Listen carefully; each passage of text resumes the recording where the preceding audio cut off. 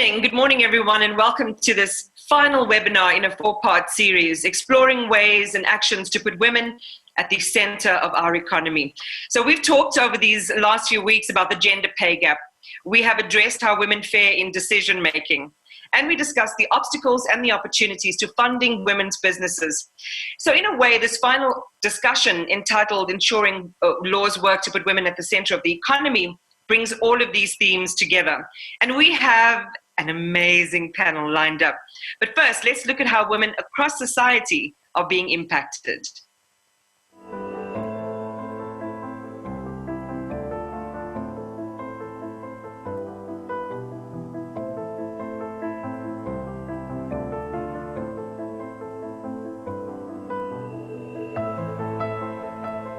We were shooting a conference and I was working with 4 guys and I was the only girl in the crew, and it was lunchtime and they were talking and they were saying how they were going to use the money that they were going to get paid. And when I listened, Haibo, the people are getting paid more than I am, and I asked them, but why are you guys getting paid 1.5 and I'm getting paid 500 rands? And they said maybe it's because of the experience, you don't have the proper experience, you haven't been here long enough, or maybe it's the relationships that you have built. And I'm like, but we're doing the same job, and if what I'm doing was not good enough, then I wouldn't have been hired to begin with. The portfolio that I managed was on a national level. I would table particular decisions that I believe would effectively grow my unit, and often enough my decisions were never really taken into account. And I often found that they were overridden by my superiors. So I came to the conclusion that being young, being black, and being female was really, it worked against me in this context. Ngonyaka 2016 ngasungula ikhampani yami ebizwa ngeGasolo Construction and Trading Enterprise. Ngahamba ngaya emnyangweni wakahulumeni ngithi ngizamcela i-funding engango-50,000. Bafike bantshela ukuthi ngeke ngikwazi ukuthi ngiyithole ngoba iminyaka yami isingaphezulu kweminyaka abayibekile ukuthi-ke bayakhipha low funding yokuxhasa abantu bamabhizinisi. Emva kwalokho ngahamba ngakumasipala wami, nakhona ngithi ngiyozama ukucela usizo, nakhona ngafike ngahluleka, bantshela ukuthi-ke iy'mali azikho kodwa angilinde ibhajethi ngonyaka olandelayo. Silokhu ngalinda lokho-ke, kodwa-ke ngangilokhu ngiqhukuluza nje ngizama ukuthi-ke kube khona engikutholayo, kodwa azange kuze kuphumelele. Kwathi ngonyaka ka-2019 ngagcina sengiqashwa kwamlungu ngithola umsebenzi.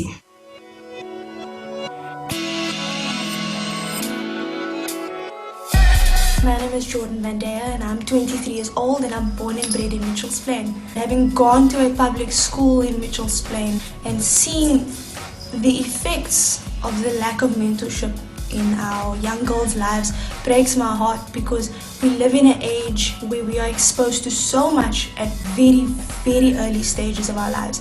And if we are not taught how to take in that information and make it fit in with our own models and values, I think that applies to our economic spaces as well, so that we can only be recognized not for our womanhood but for our work ethic and for our talents and for our skills and for what we have to offer intellectually. Growing up in a predominant male household in a township hasn't really broadened my knowledge on what it means to be a woman, in not just at home but at university as well. Thus, I believe thinking outside of the box of the limitations in which my household has provided has really made me reevaluate my life choices as a woman growing up. Thus, I believe we all need to think bigger than what our circumstances are, think bigger than what society says we should be, to achieve much more, not just at home and in university, but also in the workspace.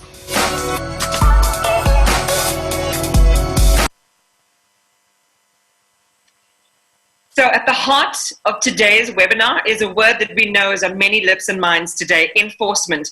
We saw the president's letter and we witnessed the growing public outrage for action to be taken, for the law to be enforced against those involved in the rising tide of corruption. As women in the workplace and in the economy, we have been feeling that growing outrage for a long time, waiting for the laws that are already in place to actually work in our lives. But progress is painfully slow, which is why Women of South Africa was formed And to share the meaning, the message, and the movement is spokesperson Doric Sithole, who is also a communications specialist. Doric, over to you. Good morning, Iman, and good morning to all the special guests we have today. It's good to be back, to be talking about women, because we should be the focus and the center of the economy of South Africa. So just to give everybody some background information about how we started the movement, it was launched on the 21st of June, and we kicked off by actually writing a letter to the president, and some of the issues that you've highlighted as well. We had some key demands on the letter, and the things that we mentioned spoke to criminalizing the gender pay gap, so that women who are working at the same level as men get the same amount of money. But right now in South Africa, you're seeing numbers like 28% in terms of what men are getting compared to women. And those are the things that we wanted to address. But we also spoke about assets, women having access to land. That is such an important thing. And we also went on to talk about a barometer that would give us some accountability. We want to know who's spending what kind of money towards women investment. We want to know what funding agencies are doing in terms of investing in women. And it really speaks to our agenda for today, because without any legislation, we are going to go back and keep talking about the same thing over and over again. There won't be any consequences for not taking women seriously. So I'm happy that today this is where we're going. We want to talk about the laws, we want to talk about legislation, what can be done practically to ensure that women become the center of the economy. And we can look back and say that it's not just about the women that marched in 1956. We've taken that legacy and put it on the table and said, where is the economy of South Africa going, and how is it going to look like in the future? So thank you so much, Iman, for taking us on today. I'm looking forward to the discussion. So are we all, I'm sure. And let us not forget that we're not having this conversation amongst ourselves today. There are a number of women who are listening, and men too, who consider themselves allies of women, listening to this discussion about how we can practically shift the needle. I think the important thing about our discussion today is that we don't want it to be another talk shop. This is August, Women's Month, and I'm sure many of you have attended a number of webinars already. What we want to ensure we come out from this conversation with today is a couple of things that are tangible, that we can activate where we live, whether you live in a rural setting or whether you live in an urban setting. If you want to know more, go to www.womenofsouthafrica.org. Make sure you sign the petition. But let's bring our panelists in. And for those of you who are listening to our talk today, please feel free to post your questions right from the get-go on the chat function. Say who you are. If you can, tell us a little bit about yourself, and we will share your experience and your perspective with our panelists. So are we ready to get into it? I certainly am. Adira Bodasing is an attorney and a lobbyist. Melanie Vandia is with the Jovan Community Outreach Group. Tabia Kabinda, who I just saw on TV this morning, is from the Commission of Employment Equity. She's the chairperson. And Zodwa Ntuli is head of the BBBE Commission. So we're not playing today. We've got the big hitters with us, and they will help us make sense of this final piece in the puzzle around legislation and how we get laws to work for us. I think to be useful, and I want to have a kind of dual conversation today. Often the conversations are pegged really high, and a lot of us, including myself, don't understand where we fit in terms of this series of legislation, series of legislation and laws that exist. So I want us to have a conversation that can reach all of us and help all of us understand the space better. So Adira, please set a context and landscape on how the legislative space is compromising progress. Hi, Iman. Thanks for having me on the panel. It's really exciting to have this kind of platform. And greetings to everyone listening in. In my opinion, when you talk about the legislative space and what's working and what's not working, I think there's some key pointers that we need to think about. Firstly, implementation. I think implementation is one of the biggest issues. Accessibility. Accessibility to me is another issue. Is our legislation speaking to the people we want it to reach? Are they able to understand it? Are they able to access it? The other is accountability. Who are we holding accountable when things are not working? Are we asking the right questions? That's another pointer I think we need to develop on. The other thing is suitability. Is this law that we have around women's issues, and there's a lot, there's a constitution, there's a gender commission, there's a lot of laws, there's Black economic empowerment legislation. Is it suitable and is it appropriate? And the last one I want to say is measurability. How are we measuring this? I think all very important themes, Adira, that we're still grappling with. I mean, I had a conversation on the radio earlier today just around the issue and the notion of implementation. So, you know, if we have one without the other, we might as well have nothing at all, it would seem, if it doesn't materially shift the needle in women's experiences. So I did mention, we've got some big hitters with us today, and big hitters, I mean, in terms of where enforcement really hits the road. And I said to our guest speakers today, please just share with us a little bit about what your office does, because sometimes we hear titles and institutions, we're not quite sure how they intersect with our lived experience. Tabia, let me kick off with you and tell us a little bit about the work of the Commission of Employment Equity. Iman, thank you so much for having me, and welcome to your listeners. Thank you very much for having us on this platform. So the Commission for Employment Equity is an advisory body that advises the Minister of Employment and Labour on issues around employment equity, the implementation thereof, as well as the formulation of policies that can better ensure the implementation of the Act. So primarily what we do is that we would advise the Minister on what we're seeing on the ground. We have a barometer that we use on an annual basis to look at what is happening in the space of inclusivity as well as representativity. And based on that, as well as with other stakeholder engagements that we have, we're able to advise the Minister on how he can work with the Employment Equity Act, as well as where are the areas where there's really big challenges. I'll give you an example of some of the issues that we're dealing with. We just launched our report, the CEE report, last week. And in terms of the report, at top management, you only have 24.4% of the population being female.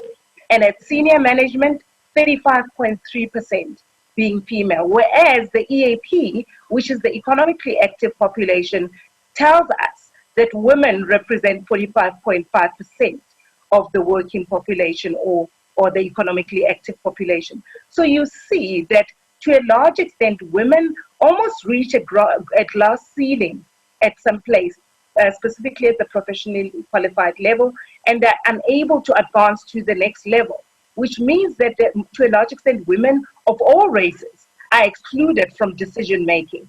And it is an issue of concern. And as a commission, we're looking at how we can ensure that the Minister puts in place measures to redress this, because as someone said, we should forget that business just has the free will to just change things. I think, some of the trends you're highlighting are really disturbing insofar as transformation is concerned. And as we go towards the end of this discussion today, I really want us to explore how we can kind of short circuit some of the glitches and the obstacles that are in the system to give women and to let them have access to that deeper sense of agency. Zodwa, from your perspective for the Triple BEE Commission, again, a little snapshot, and perhaps one of the most concerning things that prevents you from sleeping well at night. Okay, thank you very much, Iman, and thank you very much for inviting us to share with the viewers.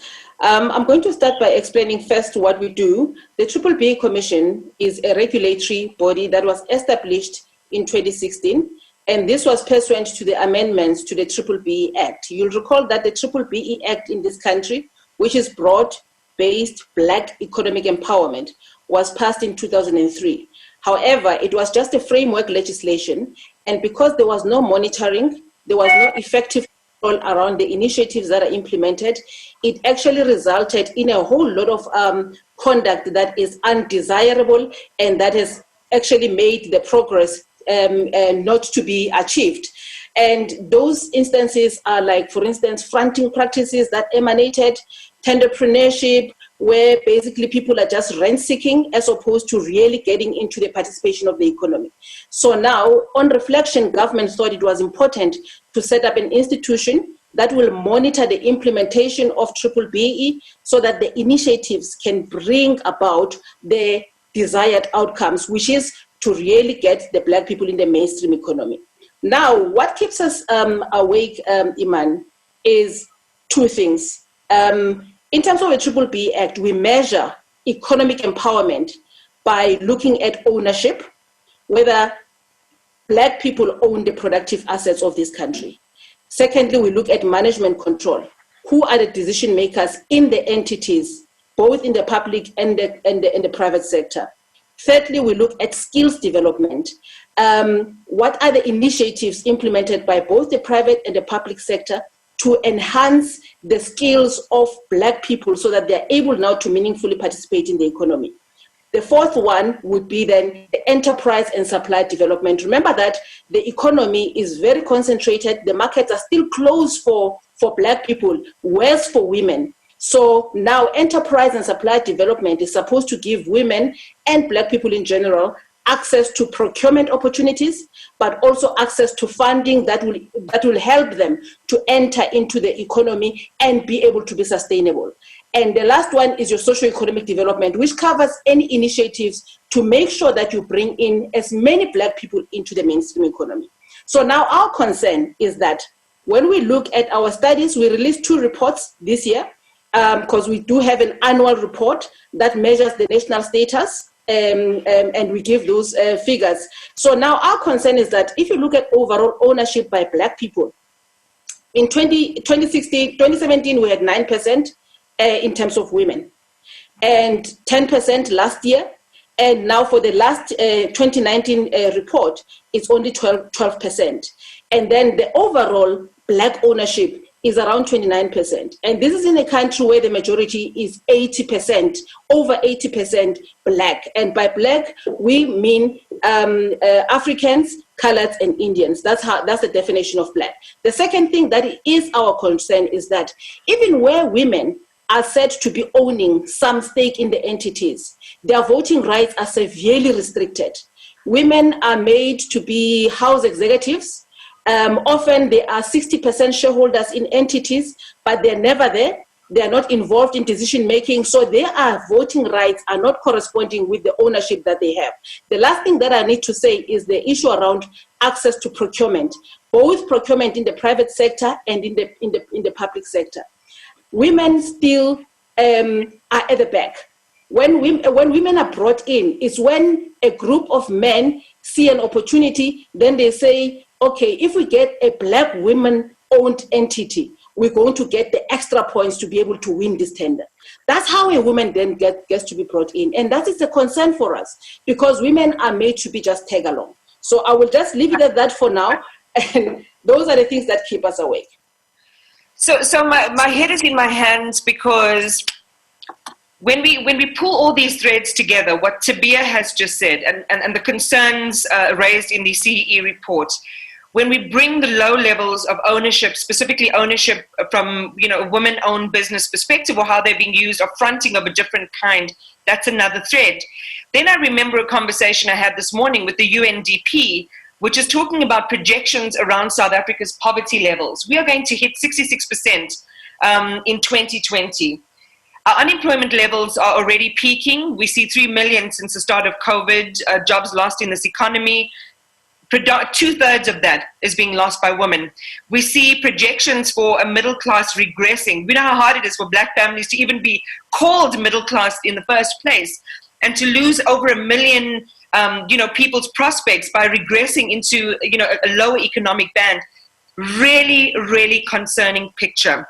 So let's just bear that in mind as we advance the conversation, because if this is the bottom and the base of the mountain that we have to climb, I don't know where the good news lies. I just don't know where the good news lies. Let's bring it to our communities, because a lot of our conversations are pegged really high. I mean, we're dealing with high-level policy influencing. We're dealing with statistics a lot of times in the formal economy. But let's look at how the situation is playing out for women in our communities. And I think, Melanie, this is a really perfect point for you to come into the conversation. When I listen to the testimonial videos and I see the girls talking about the distance between what we're talking about today and the fact that our girls specifically haven't even been infused with the things they need to know about how to become viable economic players, that makes the picture even more concerning. Share with us some of the stories that you're hearing from girls and women about their prospects. Yeah, thanks, Iman. And again, I'm truly humbled to be part of this discussion. As an educator and as a mom, you know, what we see with the young girls is there's so much disconnect. I'm listening to the conversations from the esteemed members on the panel. And if I struggle with some of the issues or the aspects, can we imagine what is happening to our learners at school? Okay. These young people have amazing ideas, but they are stifled in the sense that our curriculum doesn't link to the outside world. So our learners don't see past grade 12. They look at, okay, I need to finish my grade 12 and now what? But also not thinking about, you know what, I'm really good at this, so maybe I can look at this avenue. So the disconnect is so drastic that we still have too many young girls in our communities waiting for that opportunity where this guy is going to sweep her off her feet and give her a better life. And that is so scary that now, after so many years, after our democracy, that we still have girls doing that. And that is why at the outreach, the Jovan community outreach, what we try to do is that we try, and a lot of our around the dinner table discussions is about how important you are, what important skills you have. You might not be great in economics, you might not be great in physics, but you have another set of skills where you fit into society and you have a lot to offer. So be confident about what you have and who you are, and know that your material status does not determine your self-worth. You know, and that we have to push, because our syllabus doesn't allow for any of that discussion. I was looking at our life orientation syllabus. Nowhere in grade 11 do we speak about how women can, or what the pitfalls are in the economy that women need to look out for once they go into the world, into the real world. So I don't know how you feel as panelists at the, you know, if we read all of these themes together. For me, you know, there are two options. The one is to be, you know, totally depressed that we have so much work cut out for us. And the other is to take it as a challenge. You're both women, Tabia and Zodwa, in positions of influence and power. Adira, as a lobbyist yourself, I mean, you can choose the issues that you want to pursue. I would like each of you to just share with me where you think our first point of attack needs to be. And maybe, Adira, you can share with us across. And I mean, there's so many. We've still got the 2013 gender bill, which we're talking about, should it be pushed into law and what are the problems with the legislation? We're having some debates about that. But there are pre-existing laws already that are supposed to activate the things that we need to have activated. So just laws upon laws upon laws. Adira, what should be our first point of focus? Iman, I think, you know, law is just words on paper. It's how it reaches to the people that it's supposed to be that are supposed to be impacted by it that's important. And I take what Melanie says, you know, that young women, young children that are growing up, boys and girls, are they inspired? Do they see a future for themselves? And they see the future reflected in their mothers, in their grandmothers, and what opportunities have we as South Africa created for them? I think for me, one of the big starting blocks is education. You know, for me, if I look back at, you know, legislation that creates or pushes for social change, whether it's Black economic empowerment or whether it's environmental change, it's always going to be met with resistance. Resistance because people don't want to change. So we must expect that. And we know it's working when you have your children come to you and say, Mom, please don't buy a plastic bag. We know that it's working. That for me is a test because it's being taught in the schools. You know, are we teaching our children that whether you're a son or a daughter, you are equal. You are equal and your opportunities are also equal. I think that's one of the big starting blocks for me.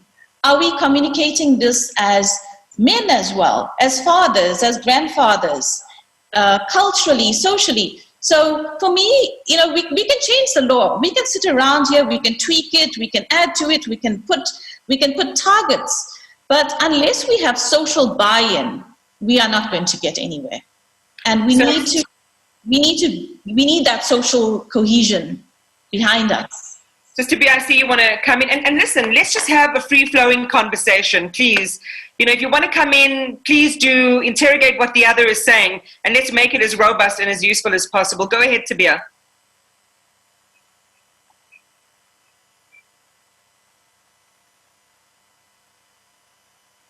I think your microphone is on mute, so I'm having a bit of trouble hearing you. So I was getting excited at what Melanie and Adira were saying, because for me, my solution is, right, we have the legislation, right? And we know that legislation is like, it's written on paper, and making it real and making it experiential depends on the individual. And for me, part of the challenge is the fact that patriarchy is systemic and structural. So if you look around you, a lot of things in society keep things as they are. I often joke about what happened to me when I got married. I found it quite interesting. When I got married, when my family took me to my husband's home, my aunt went into my husband's home with a pelvic girdle of a cow on top of her head. Okay? Wow. And that was symbolic of the fact that she was bringing in a woman who would be able to have children. And after that, as we were sitting and there was engagement, and I sat there like an object, everybody was talking about me, right? And I couldn't say anything. There was a discussion as to whether, when my family went back home, could they be given the hooves of a cow? Eventually, it was decided no, there's the exchanging of gifts. No, they can't. They cannot give my family the hooves of a cow, because in so doing, they would not make it possible for me to walk back home should things get bad. So I'm talking to issues of women being objectified. Sitting there, and first, your family, the men in the family are sort of like deciding your future, and they're sort of like making you an object. They're talking about you in your absence and in your presence. And to a large extent, that's how our culture is. And I also want to bring in the fact that our language as well is so, it's non-neutral in terms of gender issues. When you look at language, it is so embedded with power dynamics around gender. And that is something that we need to look at. So my solution, I'm saying that the solutions really lie with the individual. And a lot of us as mothers have the privilege of being able to socialize our girls and boys and to train them in our homes. And for me, the most important thing is what we teach our boy child. What communication do we give him? What messages do we give him about women? And for the girl child, what do we say to them? Do we say to our girl child, girls will not sit like this, girls will not laugh this loud, girls will not speak that loud, and in the process, cutting their wings and making them to fit into this wall that we've created and be a perfect brick in the wall, and therefore clipping their potential to become who they truly are and to really excel at it. So for me, the solution at community level is really at an individual level, and what we as individuals should do to break down patriarchy. I think the ascribing of gender roles is an important point, and it's one that Melanie and some of the interviewees touched on, about how you're ring-fenced in that role. But here we sit today with two very powerful women who are heading up really important institutions in South Africa. Zodwa, you talked about how women, even if they are in positions of power, are neutralized because they might have things like their voting rights restricted. And I want to know from your perspective, how effective are you able to be in the role that you need to execute in order to make sure that women, the obstacles that women outside of your office that they're able to circumvent those obstacles and have the opportunity that, that should be created by your officers getting rid of obstacles in the way? Okay, no, thanks, Iman. I'm going to start, in fact, by just highlighting an example, just a basic example, which I shared with you at some point some years back. And when you look at, for instance, Parliament in Cape Town, and you've been there several times, And you'll be, a lot of people do not necessarily take that very seriously, but I do. When you go to parliament, you've got to think, if you're a woman, about your shoes. All right, that's the first thing. So, because the concrete, the paving there, it was not meant for women to be there. And if you then go into the parliament building itself, you will see that when you're looking for a ladies' bathroom, you will struggle because the bathrooms were never designed to be for women. It was for males. So they had to reconfigure certain areas of bathrooms to make them to also accommodate women. So it's small things like those that they happen, and we do not think about them seriously, because those are the things that are prohibitory for women. Those are the things that actually tell you as a woman that no one is thinking about you as a priority, because you need to be in a position to be able to participate in every sphere of the economy, in every sphere of government. And there must be rules and regulations that remove the barriers for you. So when I give you the example about parliament, for somebody it would be like, okay, but why is that an issue? But why should I take off my high heels just to walk around parliament? So those types of things, for me, they're important. Now, when we then look at the second aspect is that women, even when we are being put into position, effectively what happens is that you are set up. It's like a trap, all right? You are put into a position, but your powers are also not corresponding with the position that you have. That is still tokenism. And that happens in a subtle way. And are you feeling like you're a token, Zodwa? I mean, I'll tell you why.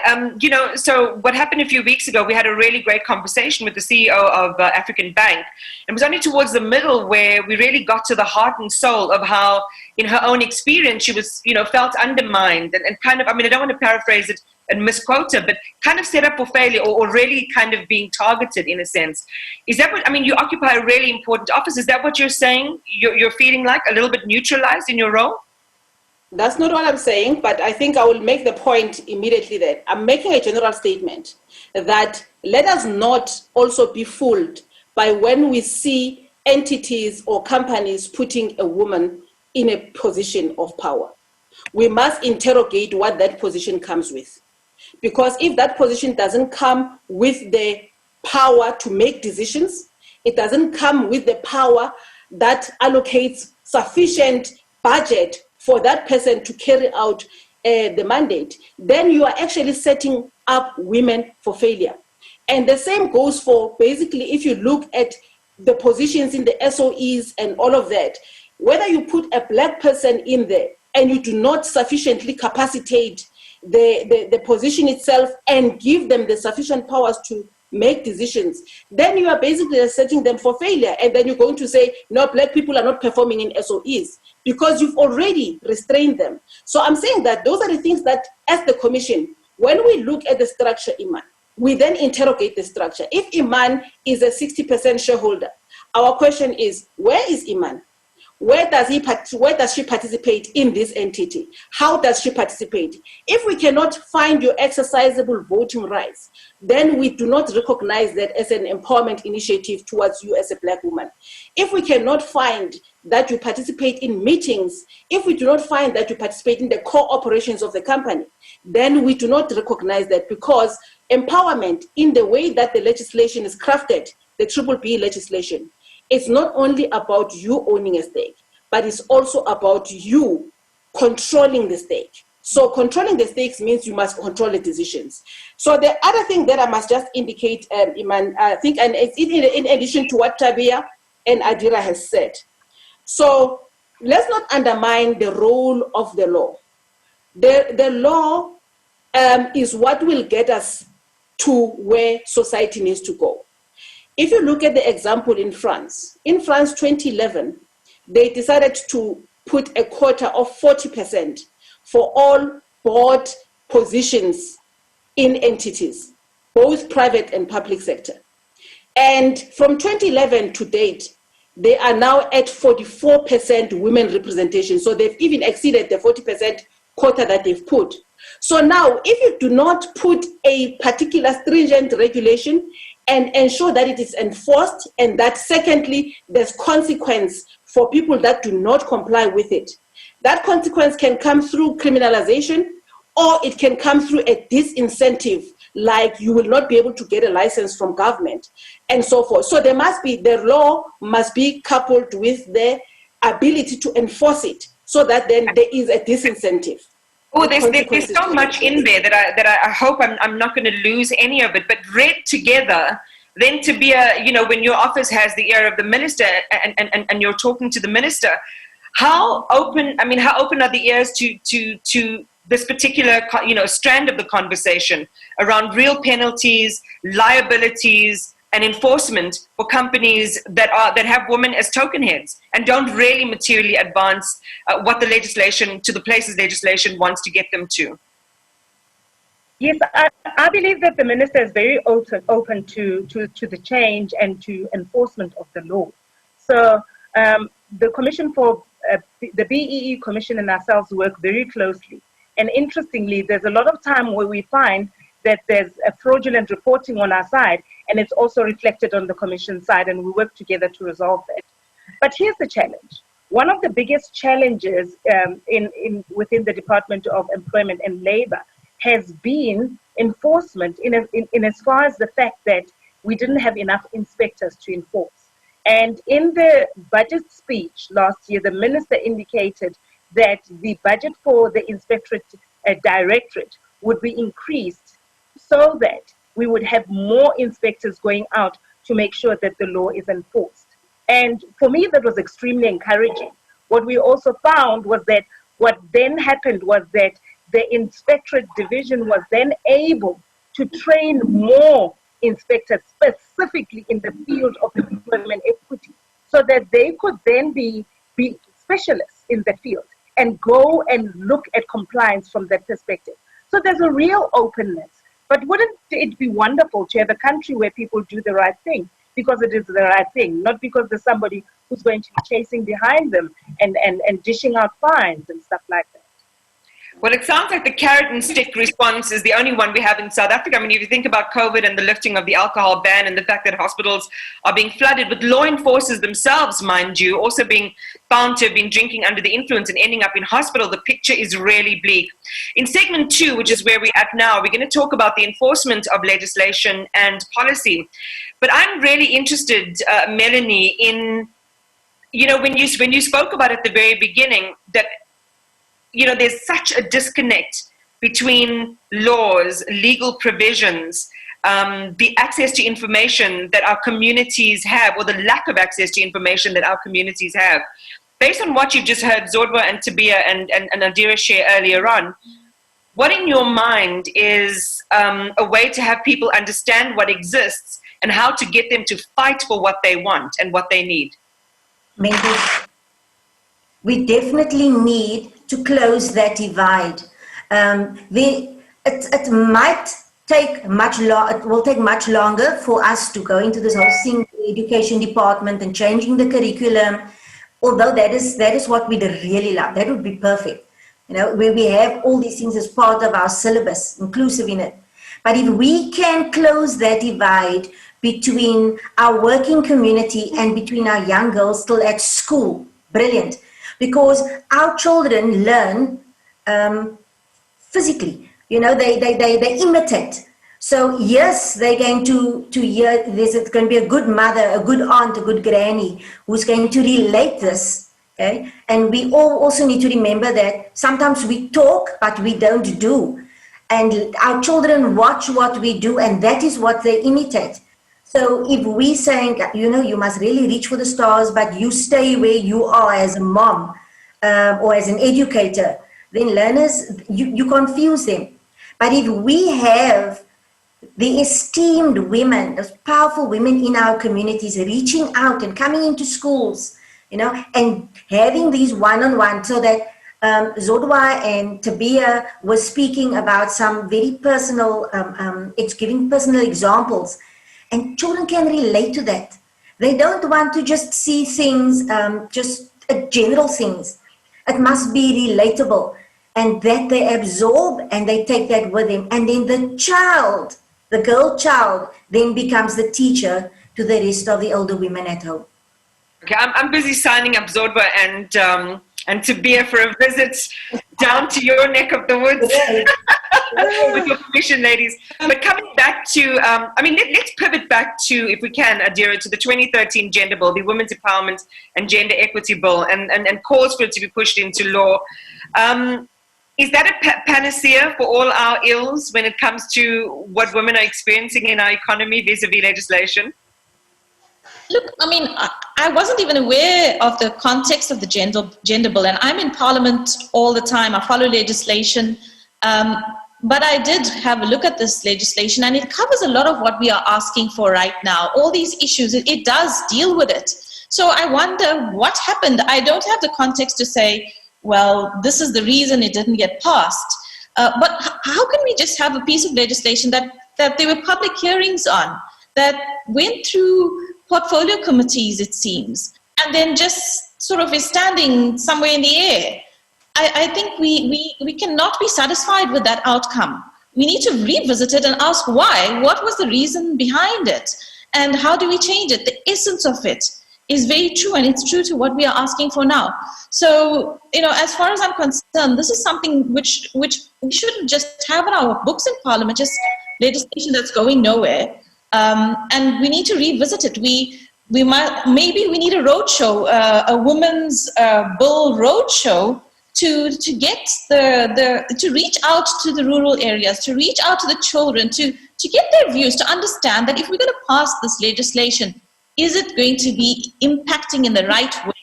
And are you able to understand? And it comes down to legitimacy. It gives the law legitimacy because people then believe in it and support it.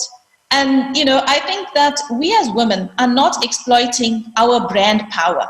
We have brand power as a collective to say to the economy, we have a value proposition as women, and we can change your company. We are the consumers in this country. We have the purchase power.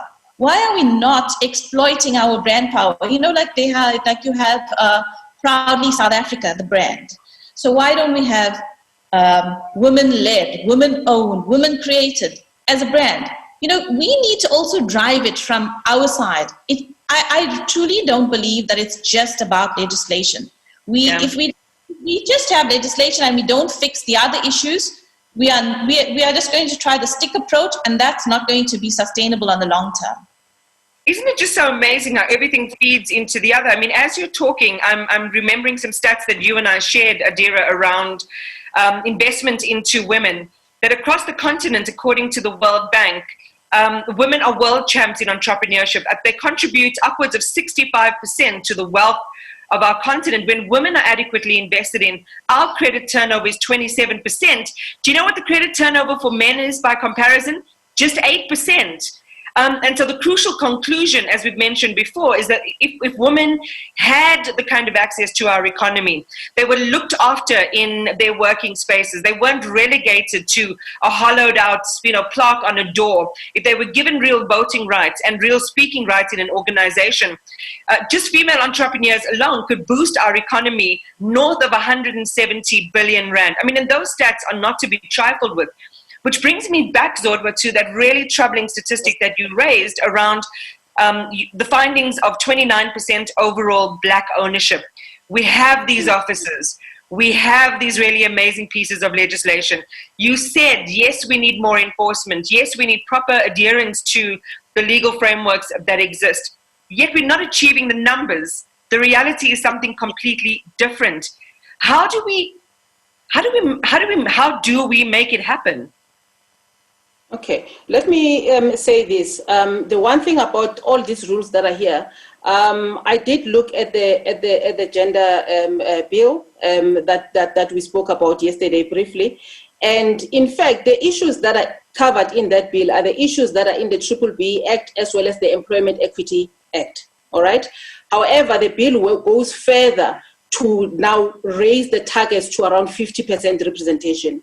So in the BBBE Act, for instance, the target for women on board level, for instance, if there is the target must be 50% black, and 50% of that must be women. So meaning that half of the 50% black representation on the board must be women.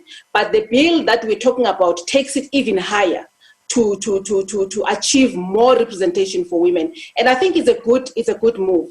However, what is going to be important, Iman, is that we mustn't forget that if you have got the laws, but they're not coherent and they're not consistently applied, then you do have like pockets and pockets of things happening, but you're not making an impact. There are women that have benefited through triple BE in some instances, but then because the benefit is not overall and is not consistent, and sometimes it's like a hit and run approach. You give a woman 10,000 this time for their business, and then next year they don't have anything. There's no sustainability. So it's important to look at the quality of the initiatives that we are giving, but the sustainability thereof, as well as the impact on the ground.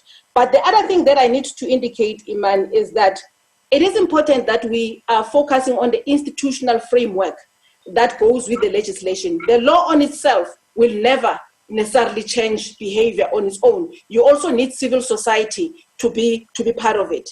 So it's important to rope in civil society. But speaking now for the Triple B Commission, Iman, it is important to note that the very purpose for setting up the commission was to then enforce, all right? And that is what we're doing. The commission has got the power.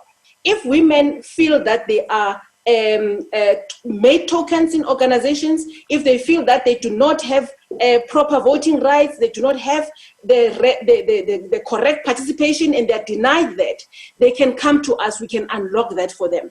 And so they can come to us. We've got the powers to investigate every allegation of tokenism, fronting, and we can then be in a position to give you a remedy as a woman. We can ensure that the entity that you are in, that you're complaining about, redress that and reinstate you and give you the adequate powers. So it's not only about throwing people in jail, but it's also about correcting the behavior as in when it happens. So that is the first thing. But the second thing... Wait, before you go on, just on that point, Zodwa, which I think is important. Yes. If you feel that you're being abused or you're just part of window dressing, you can come to the Triple BE Commission. Yes. How many cases that have been driven by women have you heard, and how many ended successfully?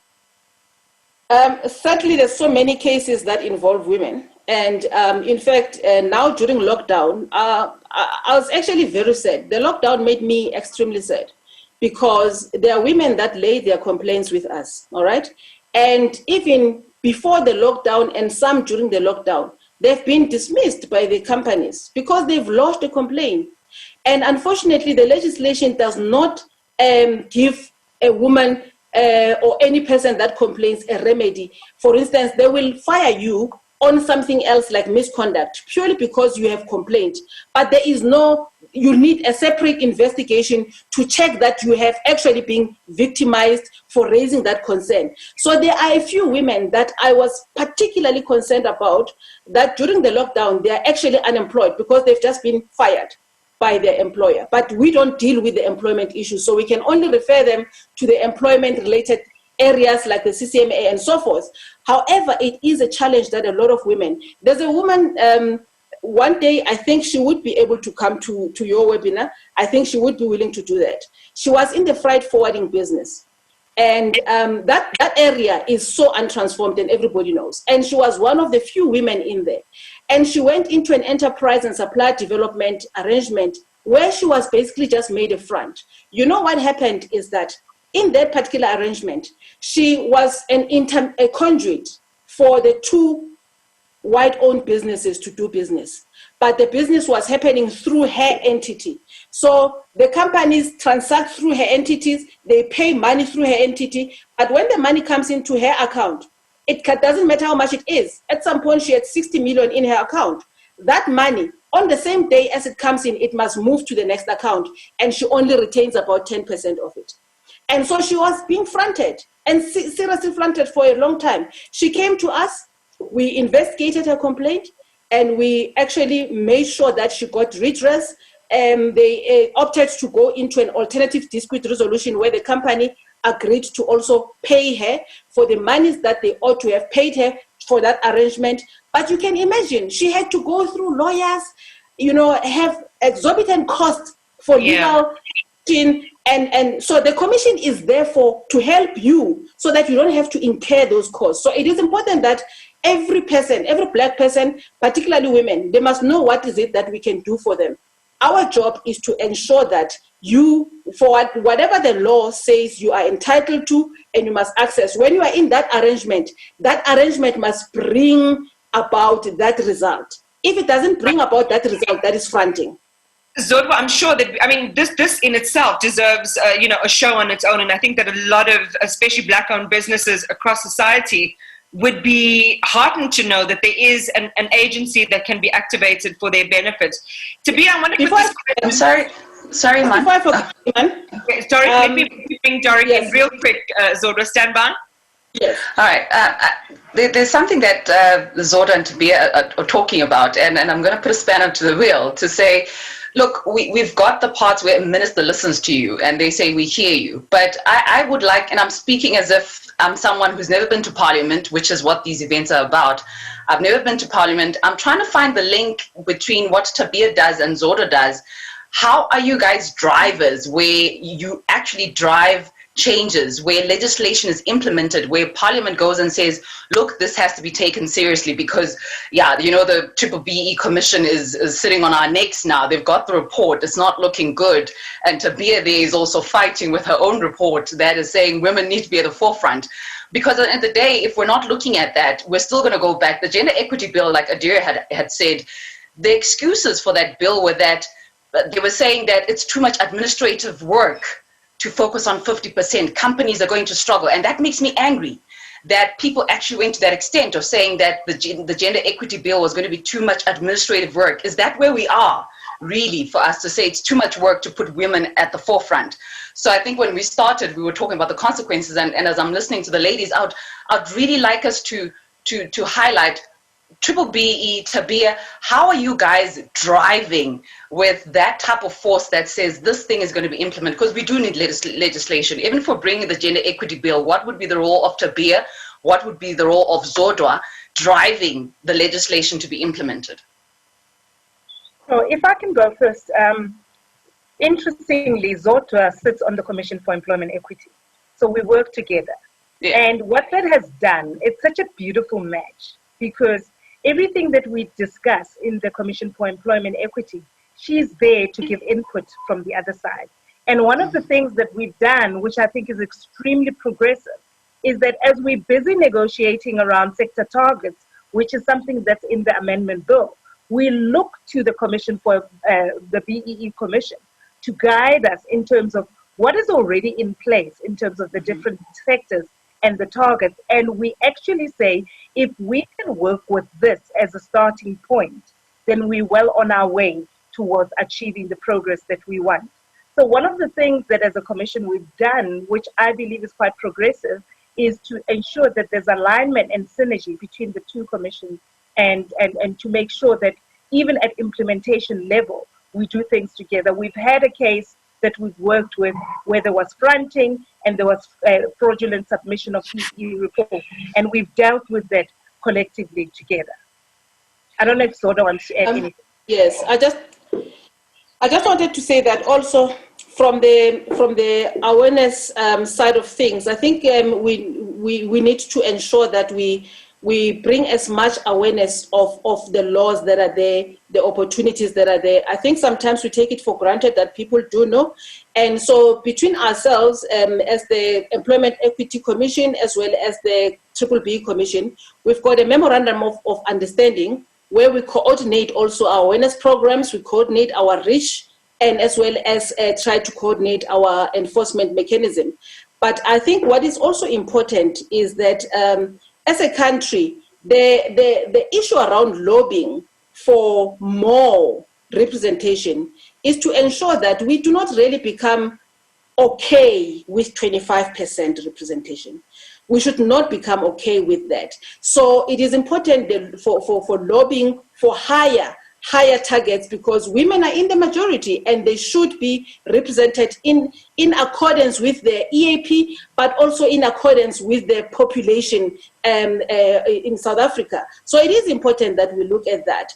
But I think what is going to be also important is for the regulatory bodies like ourselves as the Commission to be able to do their work, to be well-resourced, to be able to implement this legislation, because what happens is that companies look at what is the consequence of not meeting the targets.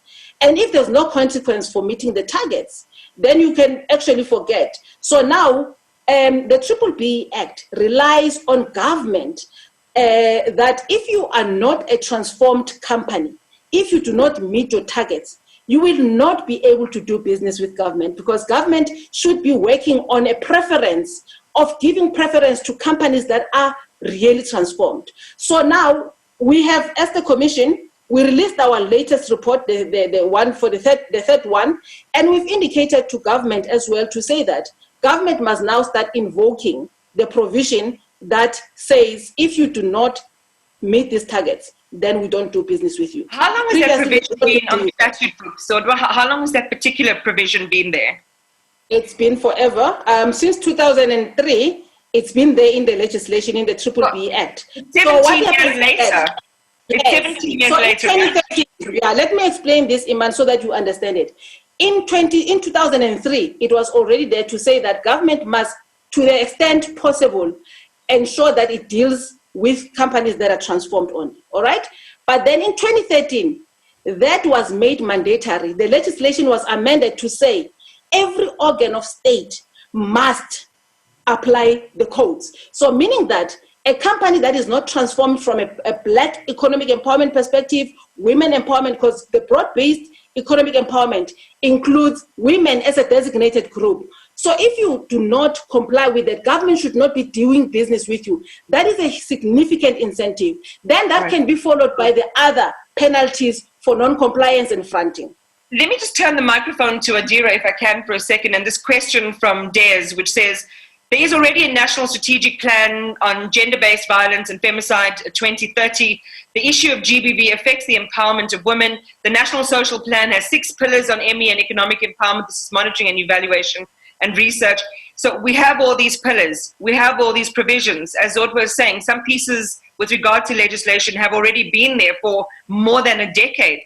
Are you convinced, Adira, that the laws that we have, the institutions that we have, are working hard enough to realize the goal that women want to be at the center of the economy? I'm not convinced, to be honest. I think firstly, we need to demystify the law. We have very technical terms. Our law is complicated, and we can't expect the people on the ground, many of whom are illiterate, uneducated, to understand this. How are they going to reach out? If somebody in a rural area is being abused, does she know where to go? If she goes to the police, does she know what to ask for? I mean, I've helped several people with protection orders.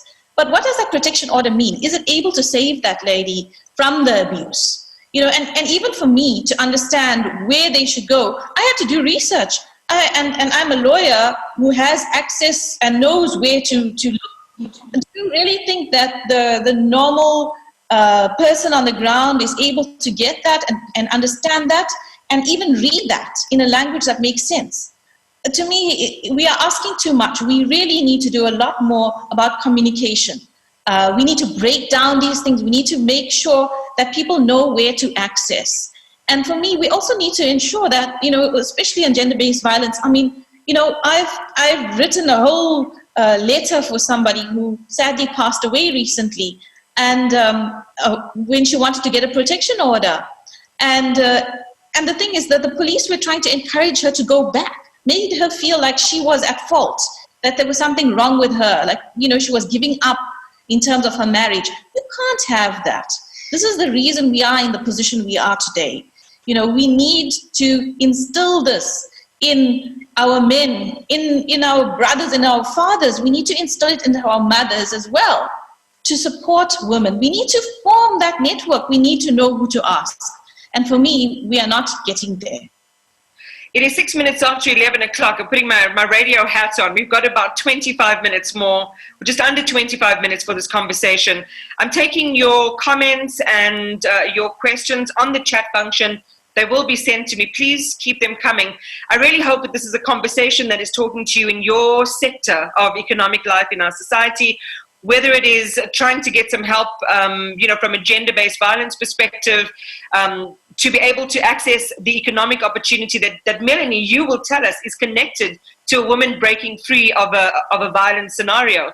So share your questions with us. I've got some questions coming through, but Melanie, maybe then to you. And we've had a sort of wide-ranging conversation because we know that a woman's economic life does depend on her having a safe environment, being able to take care of her children, being able to go to work and earn a living, to create the economic freedom that allows her to break free from an oppressive situation at home.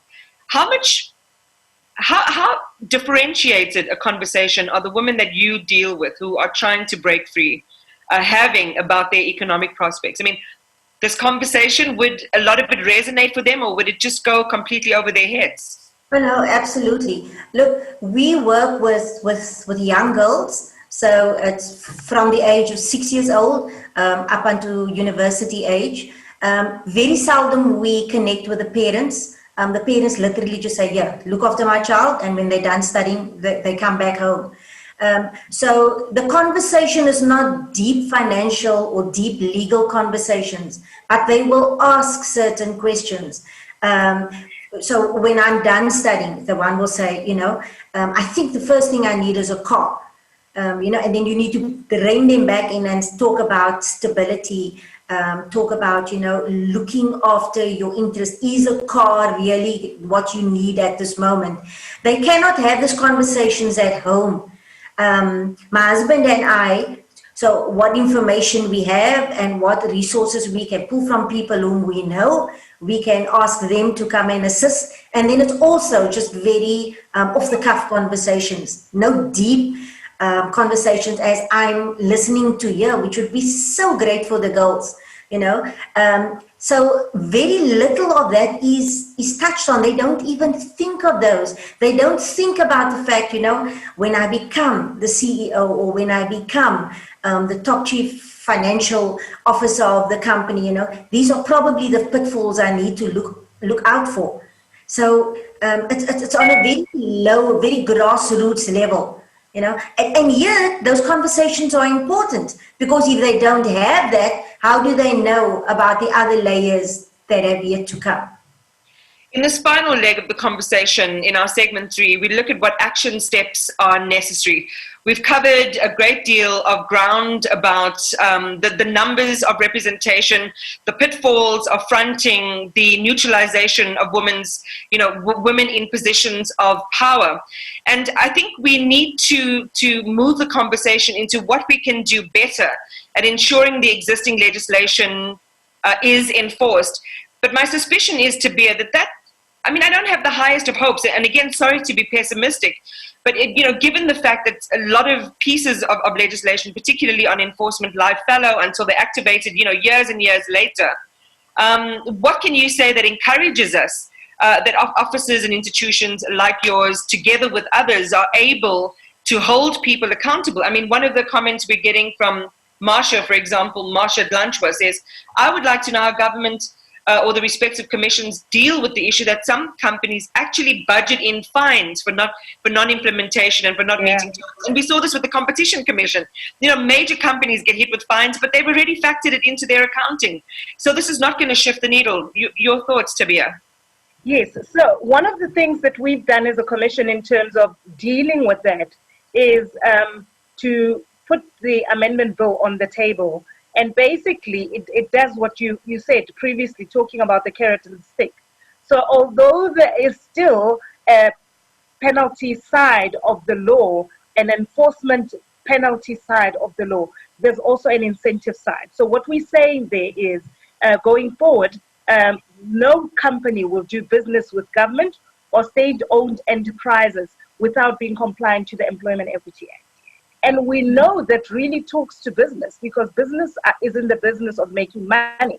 So if you make it difficult for business to make money, they tend to then respond positively to what you're looking for. So what we will be seeing once the amendment is the amendment bill has been enacted is that companies that do not have a certificate of compliance, which is based on Section 53, will not be able to tender for business that is from government and state-owned enterprises. I don't know if I believe that so much because here's my conundrum. I mean, if we look at the news reports over the weekend of, people who were even deceased having access to, to tenders for providing PPE in places like the Eastern Cape, or companies that had just ceased operating, suddenly having life breathed into them, and they're getting the money. They're getting the money, and they're able to carry on with their dastardly deeds.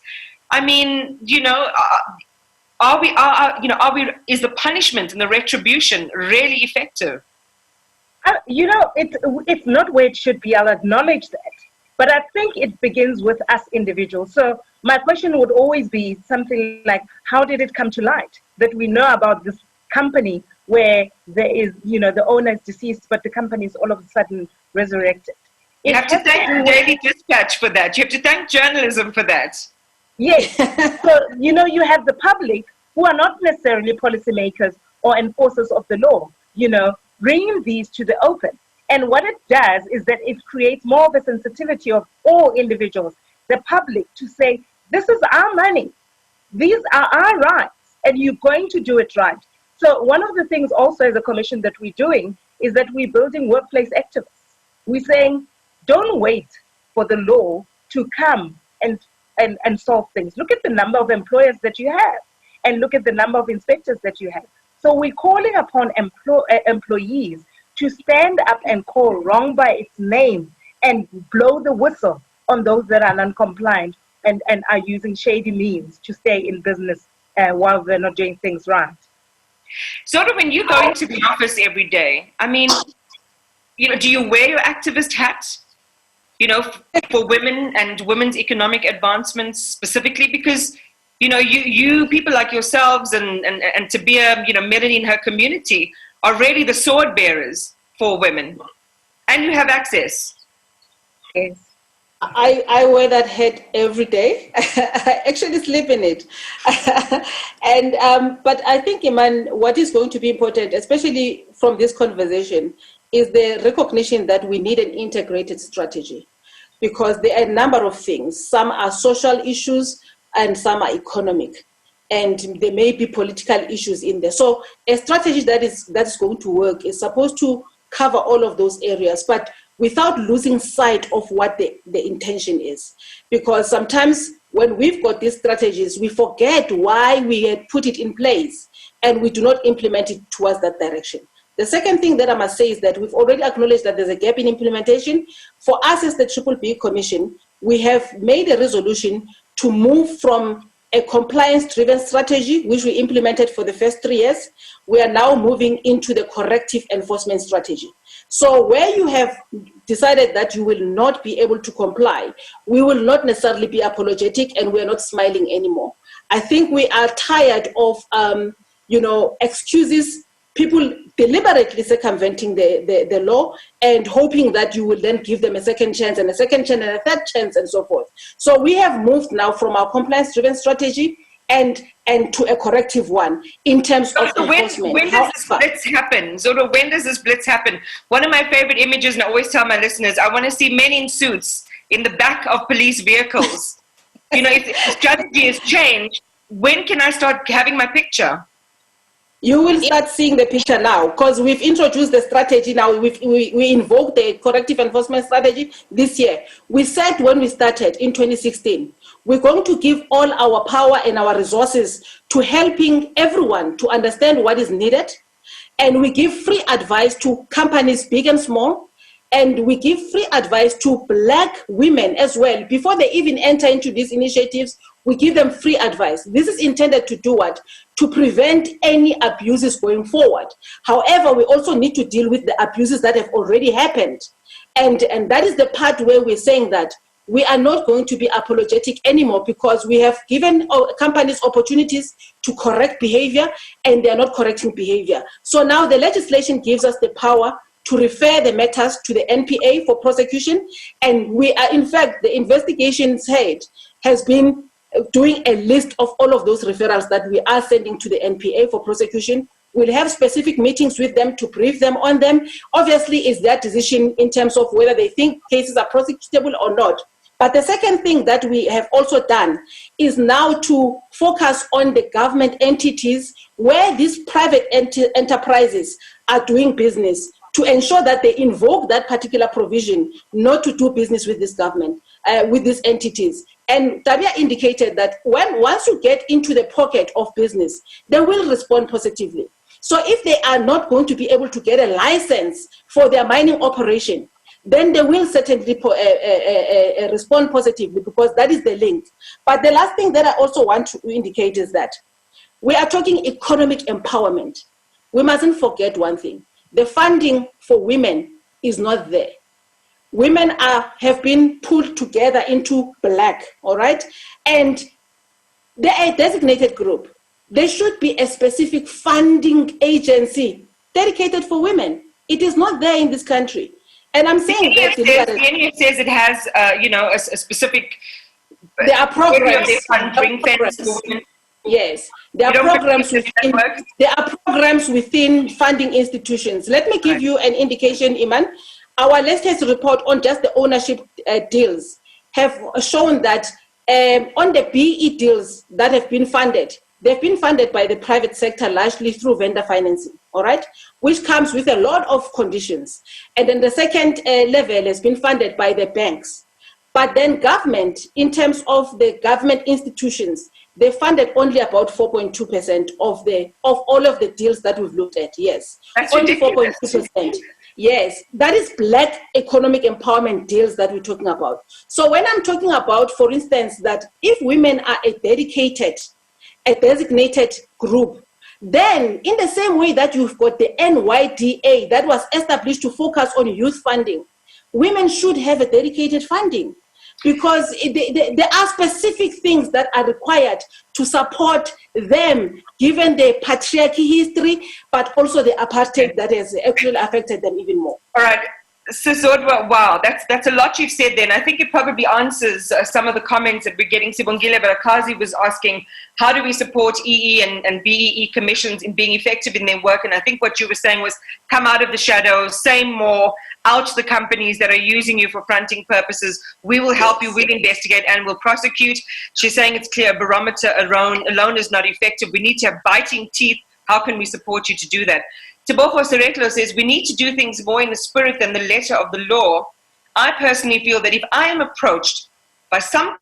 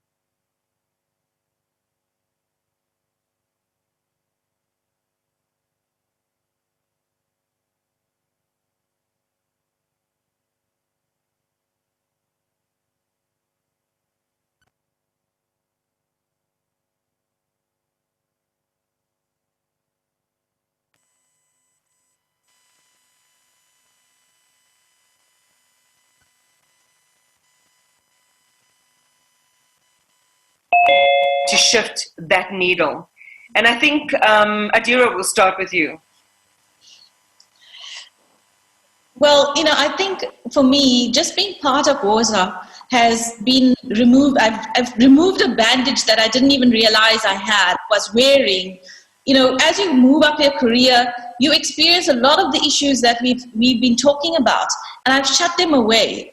And for me, how I believe I can contribute is by by pushing forward. I mean, lobbying is what I do, to push forward this type of legislation that's empowering women. But to also, I like to think we must demystify the law. It's way too complicated for most people to understand. And I think that is one of the things, if we want to make it applicable, it needs to be simple. It needs to be something people can comprehend. And I really don't understand why we are not making more of our value as women and what we add to the value chain. You know, we must monetize our value. Corporate South Africa understands rands and cents. We need to approach them from a different angle as well. Yes, I totally agree with Zodwa that we need strong laws, we need penalties, we need to put them under pressure. But if you look at the Black Lives Matters movement and what that's culminated in, I mean, I've seen big organizations say, we are putting this as our target. It's not something they've been forced to do, but something they knew is right. And that's what corporate South Africa needs to understand. We are your consumers. Do the right thing. You don't need to wait for the law to tell you to do it. And that's companies I will respect. That's companies I will buy from. That's companies I will support. They need to understand that. Yeah, perhaps when we make it fashionable, Adira, then, you know, we can change corporate culture. Until then, it seems to be more of a grudge purchase as far as we can see. And it's always measured not in sentiment, but in actual, you know, the shifting of the numbers and the shifting of those statistics. Melanie? Yeah, I think as educators, you know, we can be more more firm in our approach when we ask for changes in the curriculum, because normally it really is just brushed aside. And maybe we, instead of just asking for this and waiting for a response, we need to say, look, these people must now be added to come and speak to our learners. And it doesn't have to be in August only. Why must we only do it in Women's Month? You know, this must become part of who we are. And not only rely on the grassroots level anymore, and bring in, like as I said, our esteemed businesswomen in our community and put those role models on the pedestal so that our learners, whether it's girls or boys, as the panel has spoken about, can hear listen to real stories as well.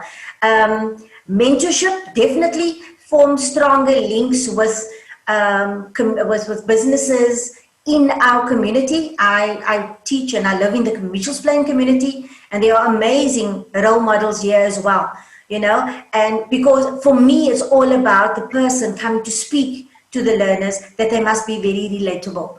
And whether we're doing it at the outreach center or whether we're doing it at the school that I teach at, we just need to reach the broader community of our younger women. I mean, if we look at the, you know, as I said at the beginning, just the staggering numbers of poverty, and we know that poverty is, pivots around a lack of education, a lack of access to opportunity. We can begin to materially change things and make people economic players from early on, if we do the kind of work and implement some of the recommendations you've made. Tabia, I'm going to come to you, but maybe you can build in this comment from Monica Manguni, who says, you speak of behavioral change, and this is the general tone of our conversation, but are we addressing the hegemony of English and the predominant culture of men? No one will change. EE is very administrative. It's not heart and soul, and therefore bosses are prepared to pay fines. I would argue that apartheid is still there. Tabia?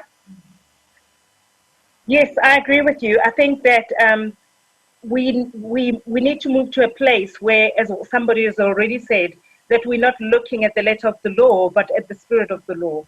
And for me, it is about the person really putting their mind and heart into it.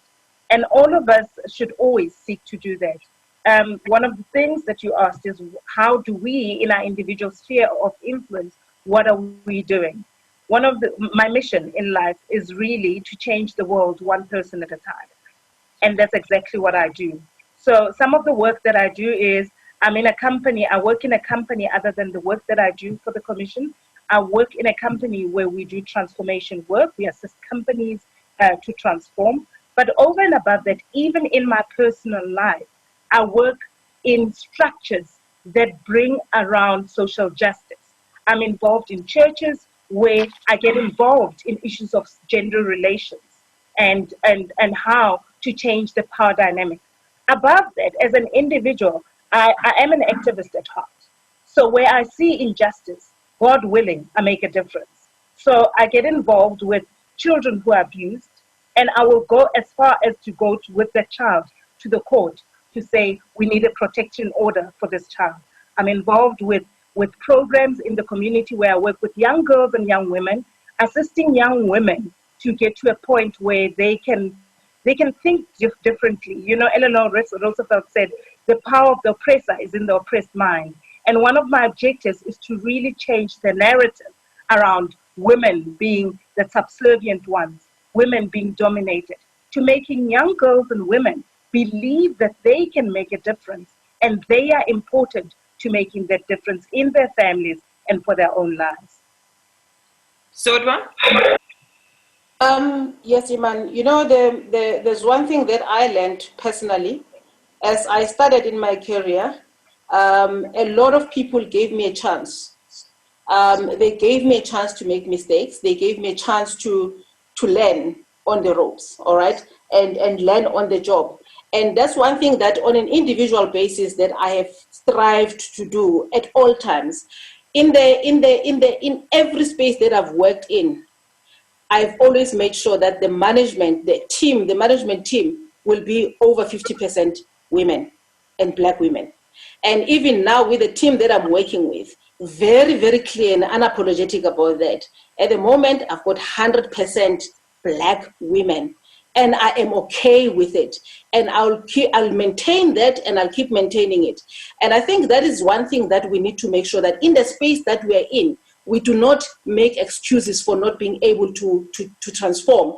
If it means changing the framework and expanding the structure to be able to bring in more women, do that. And that's what I do. Secondly, the one thing that I also did was, you know, as I went into speaking to people and companies used to say to me, but where do we find these Black women? We can't find them on the boards. And they keep recycling the same women all over and over again.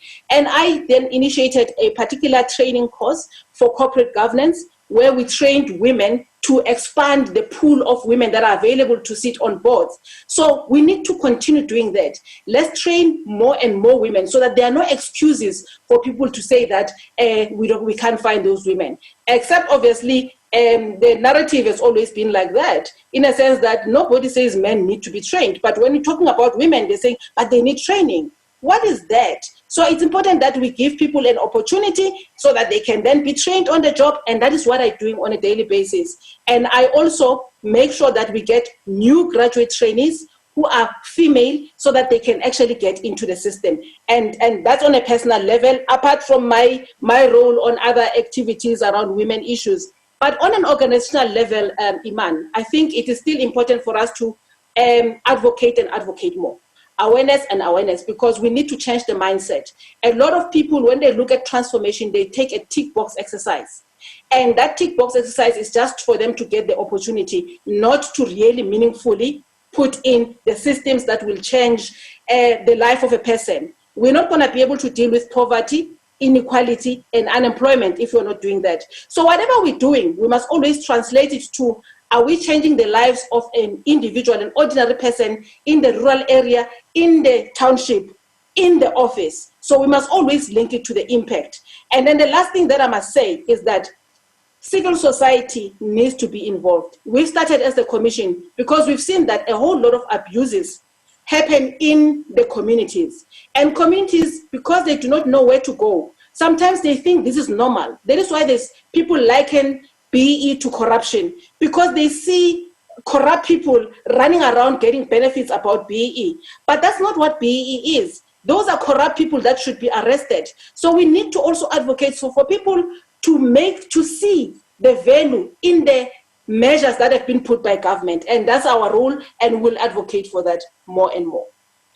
So I think, a couple of important things coming out of today is that we need to connect what's happening in institutions with the experiences of particularly young girls and women on the ground, and those more especially in marginalized communities.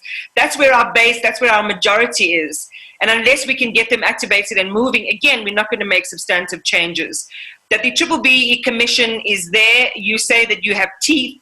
you're able to activate and you're able to partner with women who are being taken for granted in the spaces. You have a mentoring, you have a corporate governance training program that people can connect to.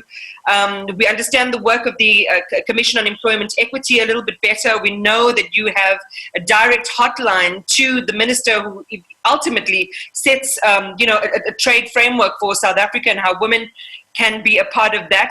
I'm sure that women can also connect with your office. So there are a couple of tools that we can use that suddenly give us agency. I would like for you to continue the conversation, to continue to connect. Go onto www.womenofsouthafrica.org, sign the petition, get involved, get the information. Doric, I'll leave it to you to maybe just say a final closing word from WOSA that keeps women connected to sources of information and to knowing that, this journey of fighting for economic freedom, decision-making, and being in the center of the economy is not one they need to necessarily fight on their own. Wow. Thank you so much, Iman. And I must say the discussion today was enlightening in so many ways, and I hope that the people who are watching felt the same way. So I just wanted to encourage women to go back to the website, www.womenofsouthafrica.org.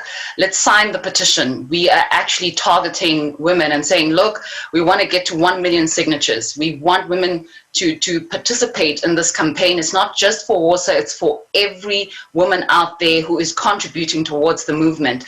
And all the things that we're mentioning today, it's good to see that the powerful women that we have today, we are also going to be watching you and holding you accountable to say, look, we spoke about certain things. What exactly are we doing? How are we going to put it out there? I can already see a campaign with Triple BE putting it on TV and saying, we're coming for you.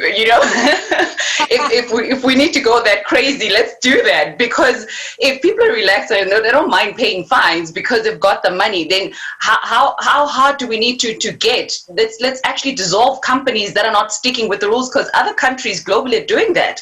They've got mandatory quotas. If you don't do what you're supposed to do, they dissolve your company. So, dissolving your company is a lot harder than paying a fine. And then if that's where we need to go, let's go there. But thank you so much, and I hope that we continue with the campaigns. And I'm looking forward to seeing Iman with a government official asking them, okay, why don't you bring back the gender equity bill? And I think that's what we need to be saying. Bring back the gender equity bill. Let's not try and reinvent the wheel. Let's bring back the bills that are actually working. Based on today's conversation, it's obvious that the bill addressed so many things that are relevant to what we're talking about as WOSA today. So thank you so much. I really enjoyed the conversation. Well, it's nice to be back in journalism per se, Doric, so now I've got a direct line. I can do exactly that. But really, thank you to everyone who participated. You each added a really important dimension to our conversation. I know that you gave up your time freely, and on behalf of WOSA, I'd like to thank you very much. To everyone who's been listening and participating, thank you. You can continue the conversation on wosa.org. Take care, everyone. Watch out for protest action. Watch out for activation action. Even beyond August, keep track of the activities of WOSA, and we look forward to seeing you all again. May the prospects for women in our economy be evergreen. Goodbye and good luck. Hi.